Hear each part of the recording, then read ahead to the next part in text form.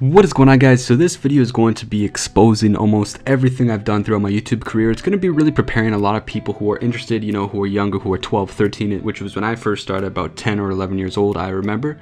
And pretty much just going to tell you about income. It's going to tell you about how to be successful. It's going to tell you about, the struggles and whatnot. Now, for a lot of people who didn't know, I owned a channel back in 2010. I opened it up called A Shadow Trooper. At first, I'd start to watch YouTube videos. And even then, I was using YouTube even in 2007, 2008 when it had almost just, begun. So I was pretty familiar with the services. You watch videos on it. It was a video hosting site. There were some popular YouTubers at the time, but, nothing really inspired me. No YouTubers really, motivated me to become a YouTuber myself. So pure curiosity led to me finally starting the channel officially and, creating a brand for it named A Shadow Trooper. And I'd upload these videos here and there, these sniper montages from Black Ops 1 when it first came out back in the day. And of course, they got about 20 views, which is great. Now, obviously, 20 views is not enough to be making a staple income and to, rely on it. But I was only 10 years old at the time, I wasn't expecting much. I wasn't expecting to have my future on YouTube, but I was just feeding the curiosity, I guess. During 2010, 2011, 2012, not many things were changing. I had about 200, 300 subscribers. I was uploading random videos, no relation between one another. They were just montages and how-tos and whatnot. And of course, I got about, 26,000 views, and then it led to about 150, 200, then it led to about 400,000 views. And finally, 2013 comes and the channel is shut down. Now, there's no real reason that YouTube ever really gives. It's either a yes or a no, and really no further explanation will be given once you're terminated. So obviously I lost about, $400 off this channel. And times where, we're like really? Like all that work, all that time, and it's all gone. It's just, deleted forever, and no one can ever, see it and value it, not even myself again. And, even the videos that you spend time, putting in an hour to 10 minutes, 4 days, all that meant nothing. And that's what it kind of feels like when you get shut down for the first time. And I was like, no.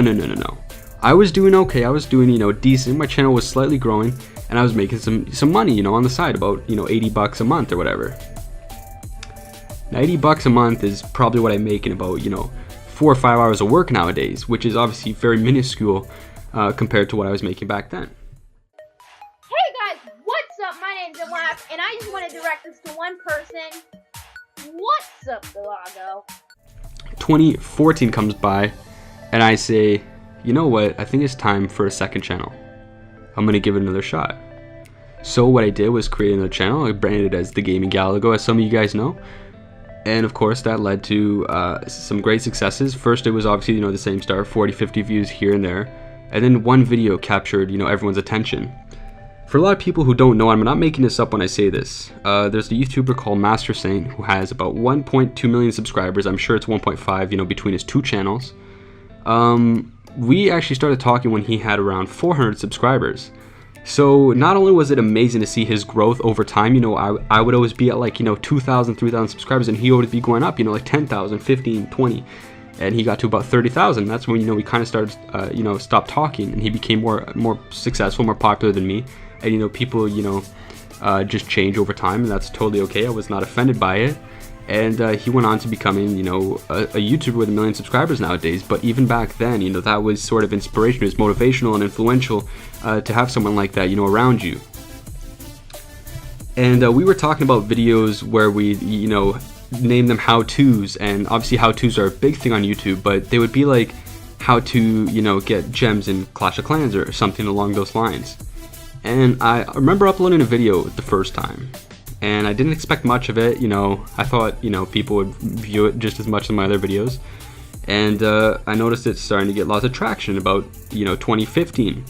And 2015 comes by, and of course, my channel now has, hundreds of thousands of views, and I'm starting to get calls from partners. Now, at the end of 2015, I established a couple partners who I'm not going to name in this video, but I will say what I was making with them was more money that I was making on YouTube and in real life combined, and I was working some serious hours. So for a lot of people who say you can't make lots of money and there's not much money on YouTube for smaller channels, it's totally not true. Now, me and Master Saint ended up hooking up with the same company, and therefore, let's say it like this. So if I was making about $2,000 US every month from this company, then Master Saint must be making at least $10, $15, $20,000 a month off this company. And that's not including his YouTube revenue. As I said, you know, a video of totally truthful and honestness from a person who has been in a, you know, somewhat of a successful position on YouTube. And I know I didn't, you know, reach 1 million subscribers. I know I didn't, you know, change the world. But of course, as far as monetary assets are, you know, concerned, it's definitely possible to make lots of money on YouTube, even if you're a small channel. Then 2016 came by, and obviously that channel got shut down, and I was like, what? Like, all this hard work, like I had spent, you know, 2.5 years on this new channel. It had gained over 2.5 million views and over almost 20,000 subscribers. It would have been 25, but YouTube removed a lot of the subscriptions at the end, which I noticed was kind of funky as well. So I was obviously totally, you know, shot down and like discouraged from ever creating a YouTube channel. You know, I just lost, you know, hundreds of hours of work, because I didn't only have those like 80 uploads, whatever it was on that channel. I had like 200, but some of them were private and some of them were deleted. And all that time, you know, obviously meant nothing once again. So the second time this happened, I was in a position where I was gaining traction, I was doing well, and then I got shut down. 2016, or the end of 2015 comes by, and I'm like, I'm not even bothered to start another channel because all my partners are gone now. I'm not making any money off them, and everything comes back to square one and means nothing again. And I was like, well, I'm just gonna go back to, you know, just watching videos on YouTube, and that's what it would be like. But then I was like, no, I'll do it one more time.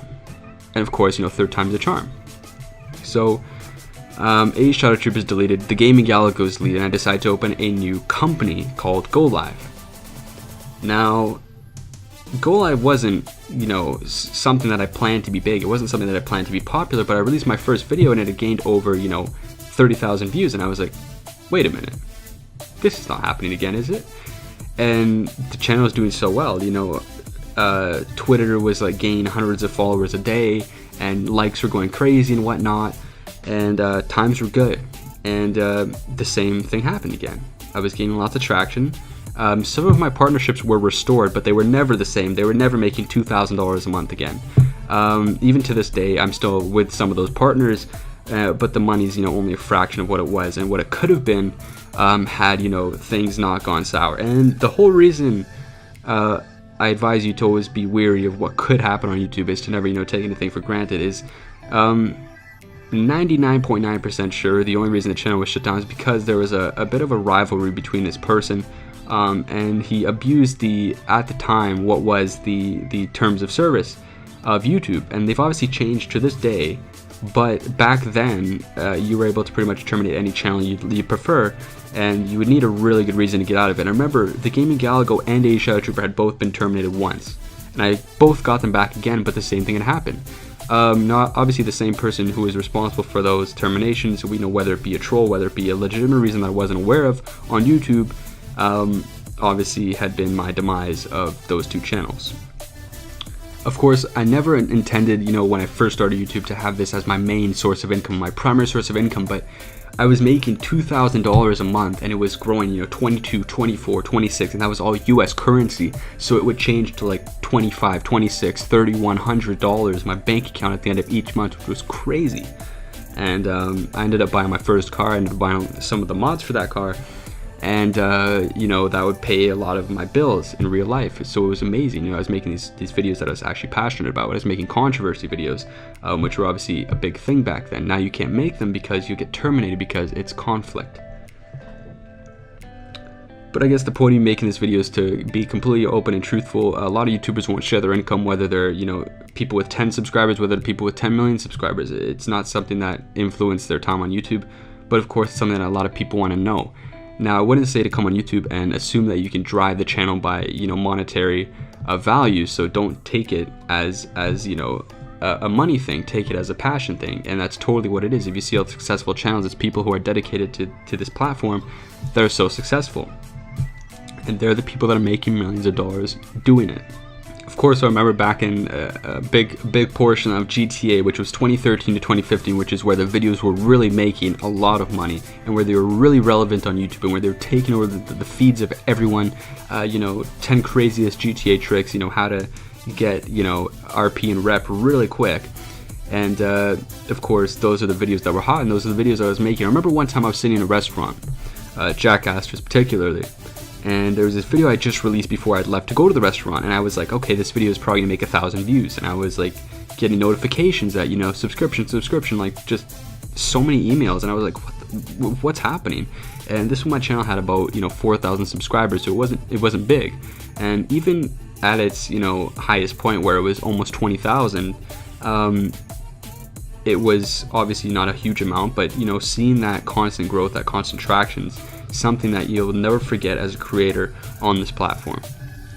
All my other videos had only had 2,000, 3,000, 5,000 views, where this one was outshining them by having 30,000, 50,000, 70,000, 100, 130,000, up until the point where it obviously got flagged, and people were like, no, this is not real, because they were too lazy to take their time to watch the whole video to understand exactly what I was talking about and exactly how to perform. I believe it was a glitch in the game. And when you get shot down like that, you know, it really takes a shot on, you know, your creativeness and who you are as a person, because you start to wonder, you know, why bother to put in the effort if it can be so easily taken.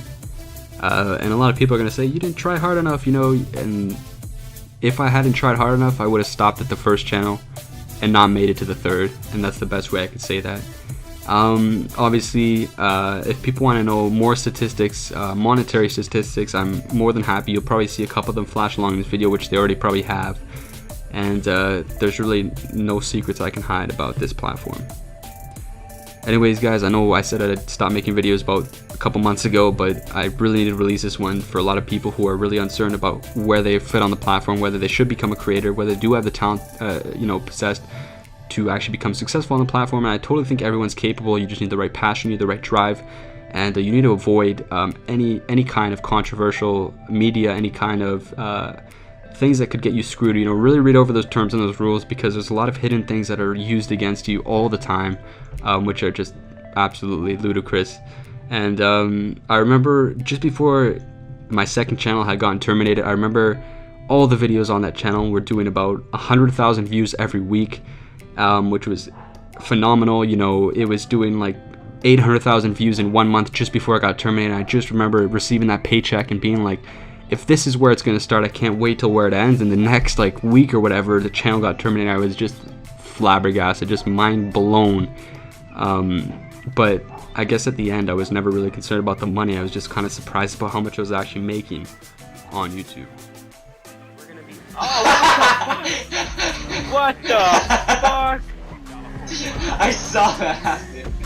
What the fuck was that? What the fuck? Oh, come on! No! No! Oh, No! I didn't make that.